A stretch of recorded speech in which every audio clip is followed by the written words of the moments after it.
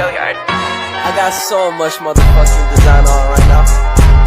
Break it down, bring it back, make it clap. I got 3 old thoughts, new guap, wear that thing. Bitches on my line, and you know. Pembentukan RIS, Negara Republik Indonesia Serikat terbentuk pada tanggal 27 Desember 1949. Negara Republik Indonesia Serikat terbentuk dari hasil keputusan Konferensi Meja Bundar di Den Haag, Belanda pada tanggal 23 Agustus sampai 2 November 1949. Delegasi Republik Indonesia di Konferensi Meja Bundar dipimpin oleh Dr. Andes Muhammad Hatta berupaya secara diplomatik memperjuangkan pengakuan kedaulatan Indonesia. Hasil konferensi Meja Bundar disahkan Komite Nasional Indonesia Pusat dan ditandatangani pada 14 Desember 1949. Parlemen Republik Indonesia menandatangani keputusan tersebut pada 21 Desember 1949. Isi konferensi Meja Bundar diterima oleh Komite Nasional Indonesia Pusat melalui sidangnya tanggal 6 Desember 1949. Tanggal 14 Desember 1949 diadakan pertemuan di Jalan Pegangsaan Timur nomor 56 Jakarta. Pertemuan ini dihadiri oleh wakil pemerintah Republik Indonesia, pemerintah negara-negara bagian, dan daerah untuk membahas Konstitusi Republik Indonesia Serikat. Pertemuan ini menyetujui naskah Undang-Undang Dasar yang akan menjadi Konstitusi Republik Indonesia Serikat. Negara Republik Indonesia Serikat terbentuk federasi meliputi seluruh Indonesia dan Republik Indonesia menjadi salah satu bagiannya. Bagi Republik Indonesia, keputusan ini merugikan, tetapi merupakan strategi agar Belanda segera mengakui kedaulatan Indonesia sekalipun dalam bentuk federasi Republik Indonesia Serikat. Dalam konstitusi itu juga dijelaskan bahwa presiden dan para menteri yang dipimpin oleh seorang perdana menteri secara bersama merupakan pemerintah. Lembaga perwakilannya terdiri atas 2 kamar, yakni Senat dan DPR. Senat adalah perwakilan daerah bagian yang masing-masing dimiliki 2 orang. Kemudian DPR beranggotakan 150 orang yang merupakan wakil seluruh rakyat Indonesia. Tanggal 16 Desember 1949, Insinyur Soekarno terpilih sebagai Presiden RIS atau Republik Indonesia Serikat. Secara resmi, Insinyur Soekarno dilantik pada tanggal 17 Agustus 1949, bertempat di Bangsal City Hinggil Keraton, Yogyakarta, oleh Ketua Mahkamah Agung Mr. Kusuma Atmaja dan Dr. Andes Muhammad Hatta. Diangkat sebagai Perdana Menteri tanggal 20 Desember 1949. Kabinet Muhammad Hatta dilantik, dengan demikian terbentuk pemerintahan RIS. Dengan diangkatnya Soekarno sebagai Presiden RIS, maka Presiden RI menjadi kosong. Untuk itu, Ketua KNIP Mr. Asaad dilantik sebagai pemangku jabatan Presiden Republik Indonesia, sekaligus dilakukan searah terima jabatan. Langkah ini untuk mempertahankan kelangsungan negara Republik Indonesia. Apabila sewaktu-waktu RIS bubar, maka Republik Indonesia akan tetap bertahan karena memiliki kepala negara. Hasil konferensi Meja Bundar KMB, Kerajaan Belanda menyerahkan kedaulatan Indonesia secara penuh dan tanpa syarat kepada RIS Republik Indonesia Serikat. Pelaksanaan kedaulatan akan dilaksanakan paling lambat 30 Desember 1949. Status RIS dan Kerajaan Belanda terikat dalam suatu Uni Indonesia Belanda yang dikepalai Ratu Belanda. Kapal-kapal perang akan ditarik dari Indonesia dan beberapa korvet jenis kapal laut akan diserahkan kepada RIS Republik Indonesia Serikat.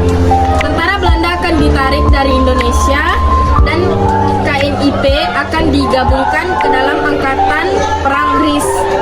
Berdasarkan perjanjian konferensi Meja Bundar, sejak 27 Desember 1949, Negara Kesatuan Republik Indonesia berubah menjadi Negara Republik Indonesia Serikat. Pemerintahan Republik Indonesia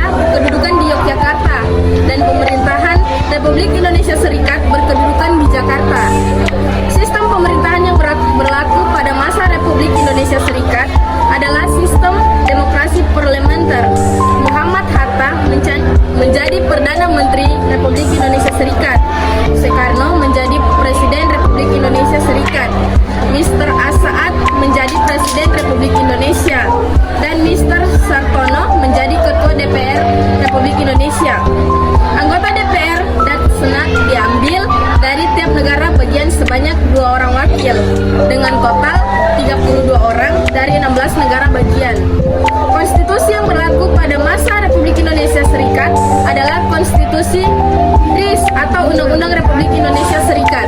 Wilayah negara Republik Indonesia, negara bagian negara Indonesia Timur, negara Pasunda, negara Jawa Timur, negara Madura, negara Sumatera Timur, dan Republik Indonesia. B. Satu-satunya negara kenegaraan yang meliputi Jawa Tengah, Bangkai, Banjar, Riau, Kalimantan Tenggara, Kalimantan Timur, Daerah Istimewa dan Kalimantan Barat. C. Daerah Sumatera yang meliputi Kota Waringin, Sabang, dan Padang. Proses kembalinya ke negara Kesatuan NKRI ketika RIS menerima pengakuan kedaulatan. Ada rasa ketidakpuasan di kalangan rakyat, terutama di negara-negara bagian luar Republik Indonesia, sejumlah 15 negara yang merupakan ciptaan Belanda. Terasa berbau kolonial sehingga dirasakan belum merdeka sepenuhnya. Adapun negara bagian ciptaan Belanda yaitu negara Indonesia Timur, negara Sumatera Timur, negara Sumatera Selatan, negara Pasundan, Jawa Barat, negara Madura. Selain 6 negara bagian itu, Belanda masih menciptakan daerah yang berstatus daerah otonomi. Daerah otonom ciptaan Belanda adalah Kalimantan Barat, Kalimantan Timur, Dayak Besar, daerah Kalimantan Tengah, daerah Banjar, Kalimantan Selatan, Kalimantan Tenggara, Jawa Tengah, Bangka, Belitung, Riau, Kepulauan. Setelah pengakuan kedaulatan, tuntutan bergabung dengan negara RI Republik Indonesia semakin luas. Tuntutan semacam ini memang dibenarkan oleh Konstitusi RIS Republik Indonesia Serikat pada pasal 43 dan 44. Lalu pada tanggal 8 Maret 1950 tentang tata cara perubahan susunan kenegaraan RIS Republik Indonesia Serikat, pemerintahan RIS Republik Indonesia Serikat mengeluarkan Undang-Undang Darurat Nomor 11. Itu maka negara-negara bagian otonom seperti Jawa Timur, Jawa Tengah, dan Madura bergabung dengan negara Republik Indonesia Yogyakarta. Karena semakin banyak negara yang bergabung dengan RI Republik Indonesia sejak tanggal 11 April 1950, negara RIS Republik Indonesia Serikat hanya tinggal 3, yaitu RI Republik Indonesia sendiri, negara Sumatera Timur, dan negara Indonesia Timur. Perdana Menteri RIS Republik Indonesia Serikat yaitu Muhammad Hatta mengadakan pertemuan dengan Sukawati dari NIT dan Mansur dari Sumatera Timur. Mereka sepakat untuk membentuk Negara Kesatuan Republik Indonesia atau yang dikenal sebagai NKRI. Piagam Persetujuan 19 Mei 1950 sesuai dengan usul dari DPR Sumatera Timur. Proses pembentukan NKRI tidak melalui penggabungan dengan RI Republik Indonesia, tetapi penggabungan dengan RIS Republik Indonesia Serikat.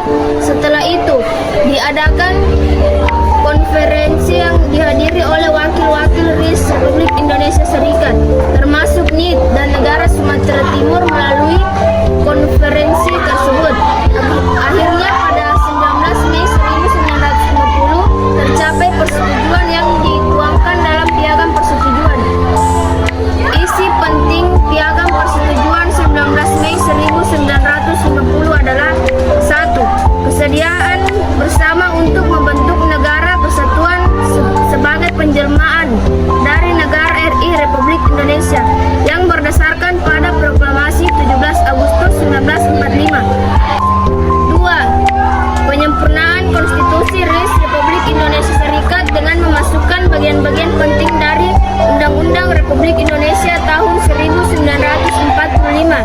Untuk ini diserahkan kepada panitia bersama untuk menyusun rencana Undang-Undang Negara Kesatuan. Kronologis kembali ke NKRI pada 12 Agustus 1950, pihak KNP Republik Indonesia menyetujui rancangan Undang-Undang Dasar itu menjadi undang-undang sementara. Pada 14 Agustus 1950, DPR dan Senat Republik Indonesia Serikat mengesahkan rancangan Undang-Undang Dasar sementara KMIP menjadi undang-undang yang disebut Undang-Undang Dasar Sementara UDS tahun 1950. Pada 15 Agustus 1950 diadakan rapat gabungan Parlemen, DPR dan Senat Republik Indonesia Serikat. Rapat gabungan ini Presiden Soekarno membacakan piagam persetujuan terbentuknya Negara Kesatuan Republik Indonesia NKRI. Pada hari itu Presiden Soekarno langsung ke Jakarta untuk menerima kembali jabatan Presiden Negara Kesatuan dari pejabat Presiden RI MR Asad. Dengan demikian Negara Republik Indonesia Serikat berakhir dan secara resmi pada 17 Agustus 1950 terbentuk kembali NKRI dengan Soekarno sebagai Presiden dan Muhammad Hatta sebagai Wakil Presiden Republik Indonesia. Bring it down, make it clap. I got 3 old thoughts, new block.